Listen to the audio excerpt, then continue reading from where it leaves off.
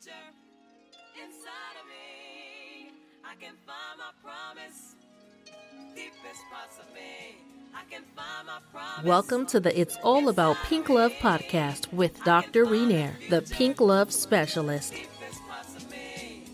Arising from the dead to find the spirit inside myself. Taking love to the deepest parts of me. There's a power, the energy in my soul that sets me free. My heart is open for the heavens which supplies my source. And it's here. I can find my promise. I can find my future so clear. I can find my promise inside of me. I can find the future to the deepest parts of me. I can find the future. Hey, love. Welcome to episode 7 of It's All About Pink Love, the podcast. I am Dr. Renair. I'm the Pink Love Specialist, and I am so blessed and so proud to be with you today. Listen, we are in the midst of 2020, which is taking us on a spiral of emotions, of things that we never even thought that we would have to feel or contemplate or think about. 2020 has definitely been a year. And so before we get to talking about today's topic, I just want to take a second to acknowledge the energy that has been placed around the conversation of 2020. We have seen loss. We have seen struggle. And I don't even like to use that word, but I'm going to use it in this context.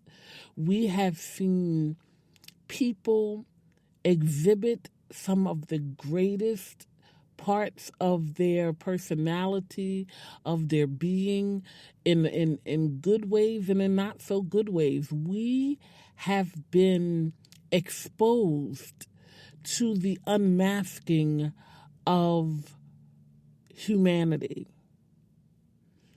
And it's funny because I was sitting in my prayer time, and that's what came up for me. It was this conversation around unmasking, being revealed, things showing up that we never thought that we would have to deal with in this lifetime. You know, and I want to apologize for missing last week. It was just a very emotional week on so many levels. And although I've been in the lab working on some content and working on new courses and just all the stuff that we do to keep moving, because that's the other part of it, right? There's a part of this where we can't stop. There's this part of it where we have to keep moving. And when I talk about moving, I'm not talking about taking a pause. Well, when I talk about stopping, I'm not talking about taking a pause like you don't go to work that day or you don't participate in your life that day. What I'm talking about in stopping is this exhaustion that makes you just exhale and say, never mind. It's this exacerbated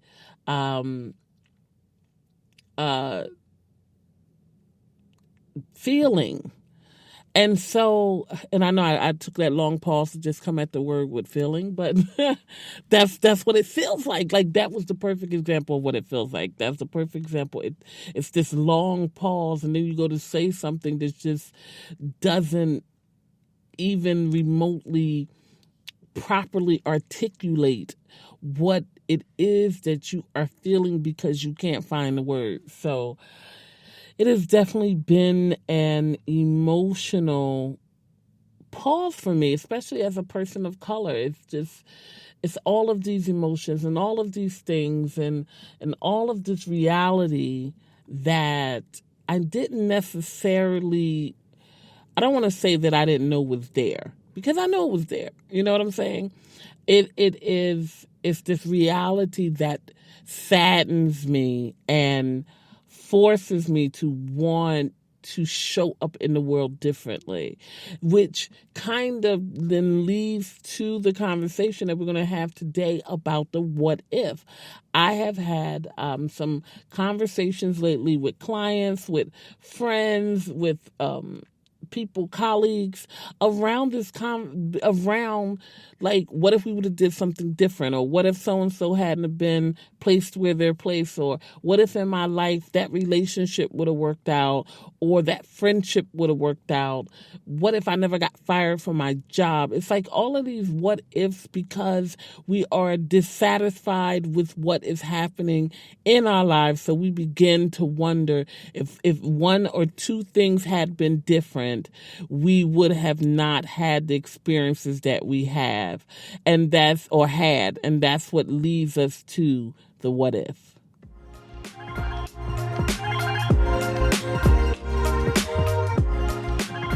So I have a question for you, my love. Like, how many of you have had a what if question and had been given the opportunity to test your theory? Meaning, say a relationship broke up and you were like, oh my gosh, if I would have just been nicer, if I'd have just been more open, if I would have just been Because see, that's what often happens in the what if. First, the what if comes with you beginning to question the decisions that you made, excuse me, or you beginning to question, everything. When you shift into a what if moment, you begin to question everything. And there's a scientific theory called the chaos theory, right? And it talks about the ripple effect. And the ripple effect really says like a small action can be amplified and produce large effects somewhere else in the process. A small action can create something else down the line. And I absolutely agree with that. Because, and there's a difference, because there's the butterfly effect. I'm trying to, and then there's the ripple effect. And the shift is small, the butterfly effect versus the ripple effect. The way it was explained to me, the butterfly effect is like when like one small thing affects a larger thing, and the ripple effect is like the outcome of when one thing happens over here. It's the outcome of what happens over there. Like the weight of it affects what comes out on the other side. Kind of like when you throw a rock in the water and you see the ripples come out. That's like the ripple effect, kind of connected to the domino effect. The butterfly effect is just that idea that something small can create something large. So they talk about the butterfly flapping his wings, causing a typhoon somewhere else. So having said all of that, when you start talking about the what if, it makes you go over things and try to decipher what you could have done differently that would have elicited the outcome that you desired. Now, I am a huge fan of the Butterfly Effect movie. And yeah, I know someone's listening and saying that movie was horrible in context of Rotten Tomatoes, and Rotten Tomatoes is the scale by which, sometimes movies are evaluated. But as far as getting people to understand that not only can you not change something to necessarily get the outcome that you desire, what you change becomes very essential. It could be something as minuscule as that the time of the moment that you spoke to them, or what you ate that day, or what you wore that day. When you go into let's be clear, when you go into this conversation about if I would have done something different, you don't know what that something different would have had to be. And in doing something different, what would have been the outcome of it? Many times, especially when I'm working with individuals, the thing that they'll say to me is, but if I would have just did, and I say to them, if you would have just did that, do you have any idea where you would have absolutely ended up? You think, and so let's talk about relationships, right? Because I am a relationship development coach. That is what I do. In case you did not know that and you just happened to stumble upon this, or you just, because we've never really talked about what I do. We just talk, right? So sometimes people feel like if I would have just not said anything, or if I'd have just walked away, or if I would have just did this, that, and the third, yes, it would have caused something else different to occur. But you don't know what that something else different that would have occurred, what that outcome of that would have been. Now, I'm not talking about situations that have been moved in violence. Yes, you should always walk away. And I'm not talking about situations which meant that your participation in it was vital for the outcome of it. I'm not talking about those things. What I'm talking about is this idea that having that person in your life, or that friend in your life, or that job in your life, or whatever the situation is that you are pining over, or having massive regret or remorse about, that still continuing to have them in your life that you still wouldn't have had the outcome that you had eventually. The thing that to hold on to inside of this is something is not meant to be in your life. Either it is going to cause you great angst to keep it in your life, or something is going to force you to release it from your life. And the problem is oftentimes we see that we are being called, or we are being moved to release things from our lives, but because we don't want to, or it hurts, or it is uncomfortable, eventually we will be forced to let it go. It's almost like you ever go to grab something and it's hot, and either one or two things going to happen. Either you're going to burn yourself by holding on to it, or you're going to instinctively let go and drop it because the pain is too severe that your sensory, just your senses are like, whoa, this is too painful. I would rather not. And so sometimes I'm called upon with these questions of, well, what if I would have done it differently? And then I usually say, and so, okay, so if you would have done it differently, how would that have played out? I try not to live, and I don't use the word try, so let me take that back. I do not live in the world of what ifs. Well, I don't want to live in the world of what ifs. I'm not going to hold you. So every now and then, I get a good what if question that comes up in my life, and it makes me completely uncomfortable.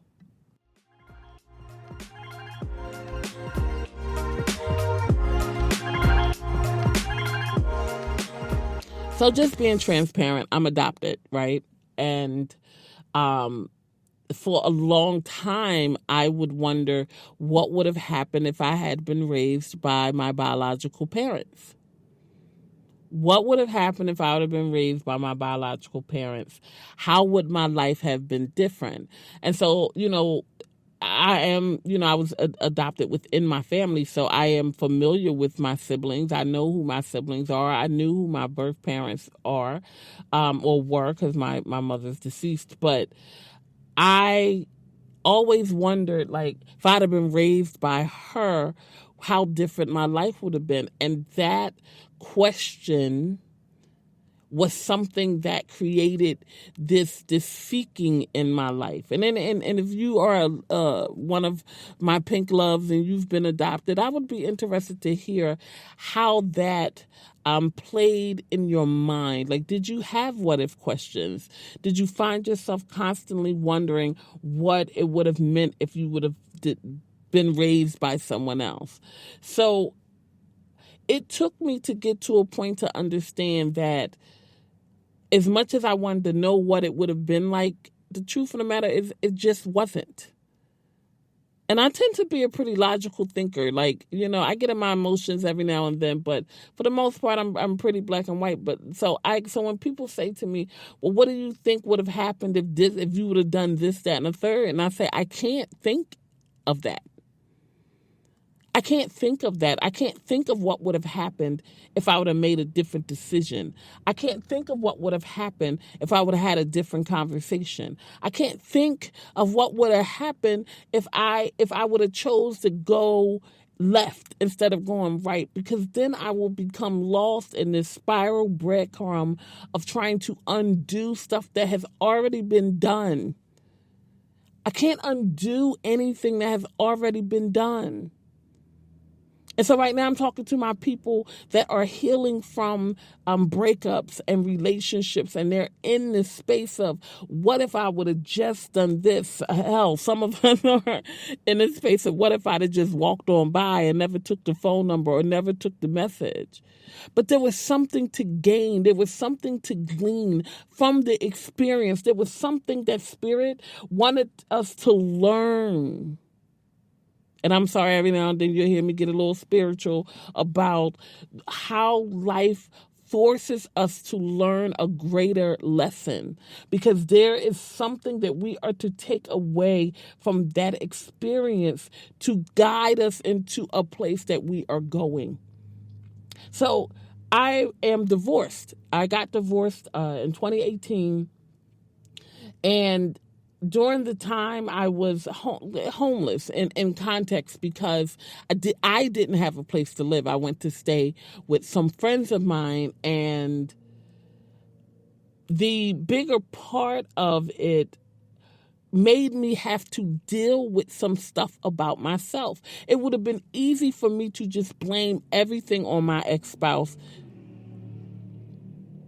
and make it seem like everything was their fault, and I'm sure they had the same opportunity to do the same. What we do, someone else can do as well. But I chose to, even though I could acknowledge the truth of what was mine and what was theirs, I chose to stay primarily with what was mine, because I have to live with me. My path, that part of my path with them was done. So I didn't have to be focused on what it was that they needed to do. I had to focus on what it was that I had to do. And I realized that inside of some things, me making certain type of decisions, I wasn't always the best person when I made those decisions. I can be a little stubborn. I can be a doozy. So, I remember once someone said, would you date you? And I was like, no. But I only was able to say no. Now I would date me. But I was only to say no at that point because I had ran into someone who exhibited traits that I did. And I thought that it would be, this is going to be great. They're just like me. But it wasn't. It was not the experience. It was not Mardi Gras. It was more like Armageddon. Our personalities clashed into each other. Imagine that. Like, you really think. But our personalities clashed into each other. But there was this moment of what if, like, going back to talking about my marriage, there was this moment of what if I would have made this decision when I was in ministry, what if I would have shown up a certain type of way? How would it have affected my marriage? Because of just being transparent, for me, ministry came first. It came before marriage. And as much as I thought that my marriage came first, all it took was for me to have to do something for ministry or get that 2:00 in the morning phone call or whatever it was that I was required to do, I was required to show up as. I didn't realize that I had placed my priorities in one area and neglected what needed to happen in another area. So I often would get lost in this, what if I would have just did this, that, and the third. But now I look at where I am today, how life is showing up today, what is happening for me today. I wouldn't have had that without yesterday.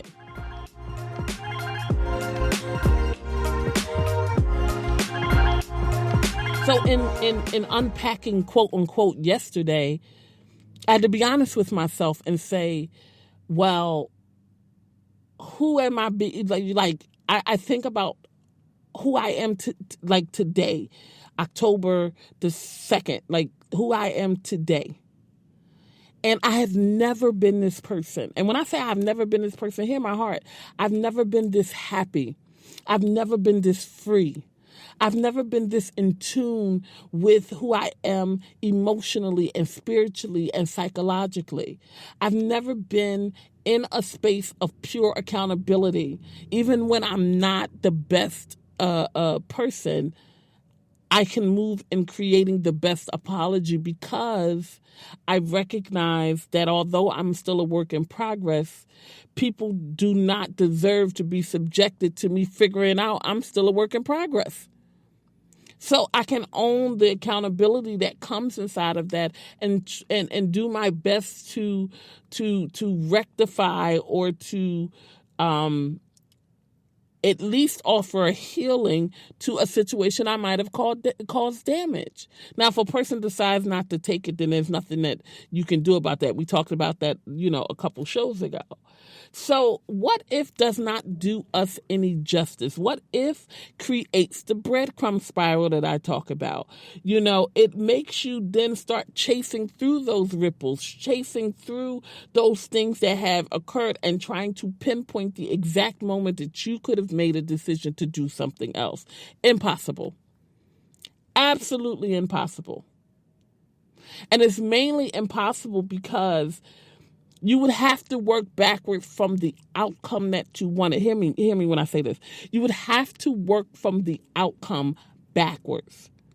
So, and in doing that is where you would get tripped up at, because you would have to make the precise decision that would allow that action and that response from the flow chart to come through. You remember a flow chart? I might be aging myself, but I remember drawing flow charts. We had to for school where, I was in a computer programming class. And so we had to start with the basis of a flow chart where if you do this, if yes, then this, if no, then that. And then the next thing, if yes, then this, and no, then that. And that's how we built the basis for the computer. So I learned very early that there is an outcome from every little thing that you do. Every little thing. Another example, right?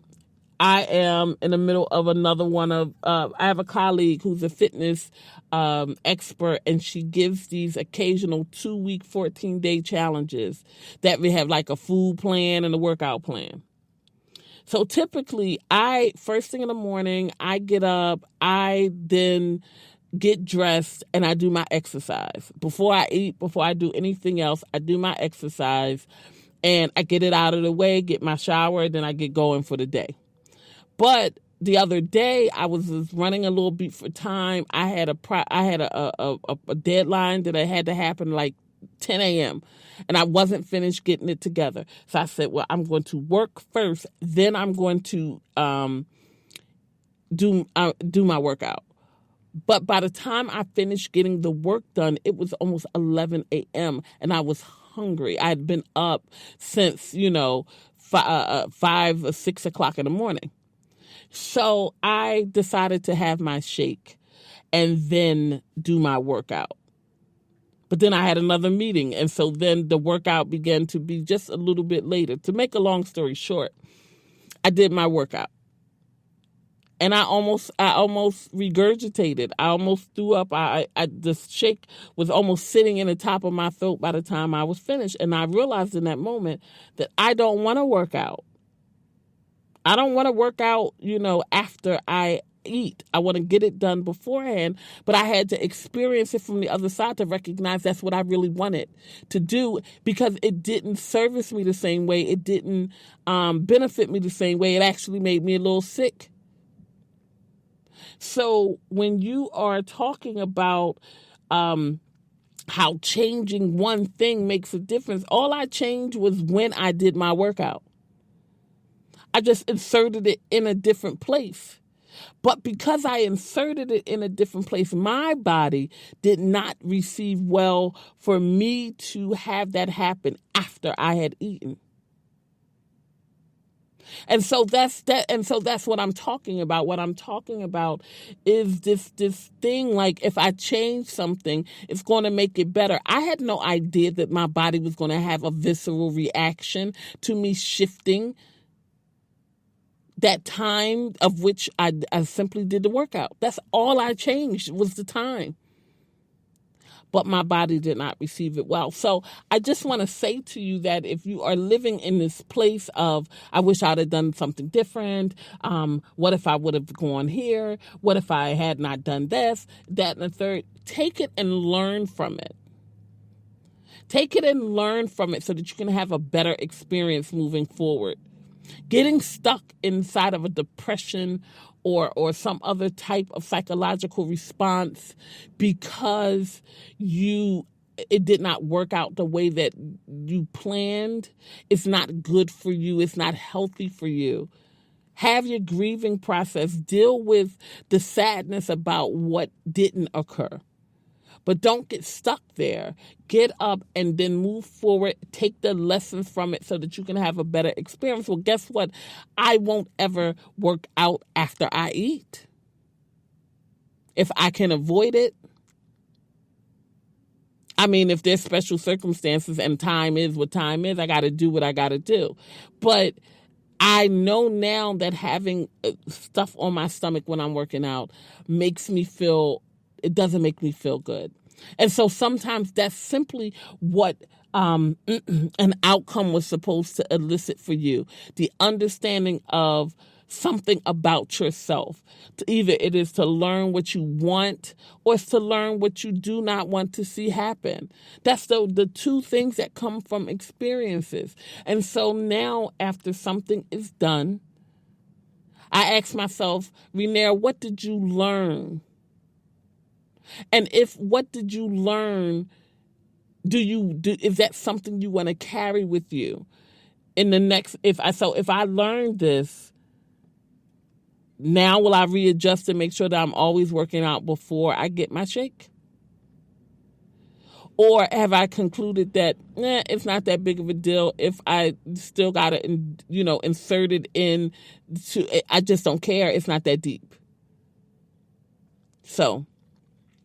It's like really releasing what you could have done differently and just walking away with the lessons of what is. So I say all that to say, make sure that you are honoring your journey, your process, how life has shown up for you, but giving yourself grace, because you don't know what you don't know until you don't know that you needed to know it. Don't ask me to say it again because I won't be able to. But you just don't. So I want you to take that into the next week and just be mindful and offer yourself grace as you continue to navigate, how the world shows up and how you show up in the world. So as you continue out, I send you blessings of pink love. I just hope that you have an amazing week, even if it's a learning week, but it's an amazing week. And in the moments of pause, in the moments when you are trying to figure out how to bring some type of calm to your day, or how to just love on yourself in the midst of your heart space, just think of this time that we had together and remember that it's all about pink love.